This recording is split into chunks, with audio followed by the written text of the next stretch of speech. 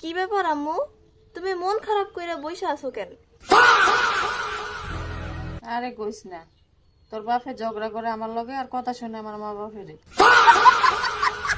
ये भगवान क्या जुल्म है। আম্মু, তোমার একটা কথা বলি, রাগ করিও না, হ্যাঁ?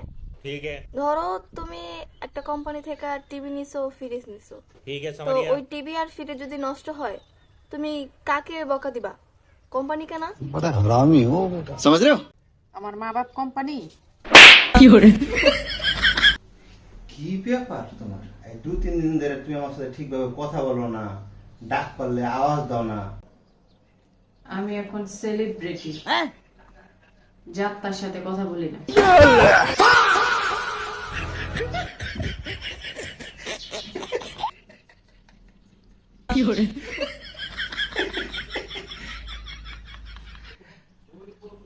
তোমারে আমি একটা গল্প শোনাই, হ্যাঁ? তুমি ভালো মনোযোগ দিয়ে শোনো গল্পটা। ठीक है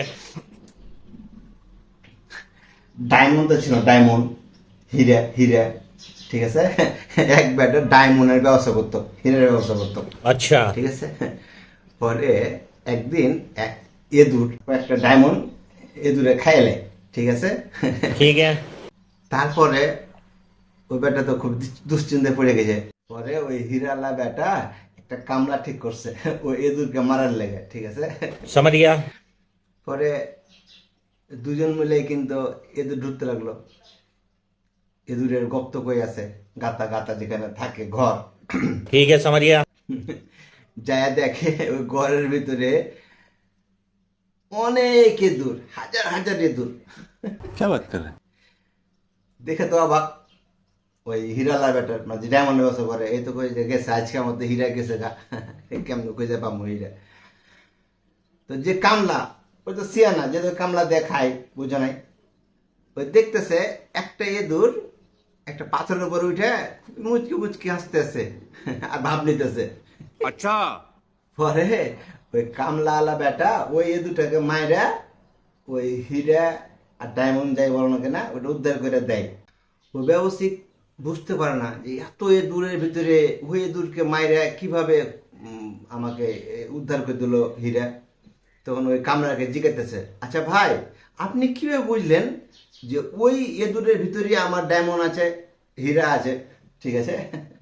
তখন ওই কামলা বলতেছে, ভাই দেখবেন কিছু গরিব আছে, কিছু গরিব আছে, ওই গরিব যে হঠাৎ করে কিছু পাইলে ওর কিন্তু ভাব থাকে আলাদা, ওর ভাব থাকে আলাদা। ওই তখন আর ওর আশেপাশের মানুষের সাথে উঠা বসা করে না, চলাচল করে না। মানে ও তখন ফিরলে যে আমি এখন বড় লোক হয়ে গেছি, উমুক হয়ে গেছি, মানে ওর আলাদাই কিন্তু ফিল থাকে। बात तो सही है। বুঝছো? তো ওই এদুরটা আছে না, ওই এদুরের কিন্তু ওই অবস্থা, মানে ওই এদুর একলাই ছিল, হাজার হাজার শো এদুরের মাঝখানে না থেকে ওই একলাই পাহাড়ের ওপরে, পাথরের ওপরে ভাব নিতেছিল, ঠিক আছে? ও মানে ওই গরিব থেকে একটু বড় লোক হলে যা ভাই, বুঝো না? বুঝতে পেরেছো? তো তুমি কি কইতে চাইতেছো? আমি বাপ নিতেছি না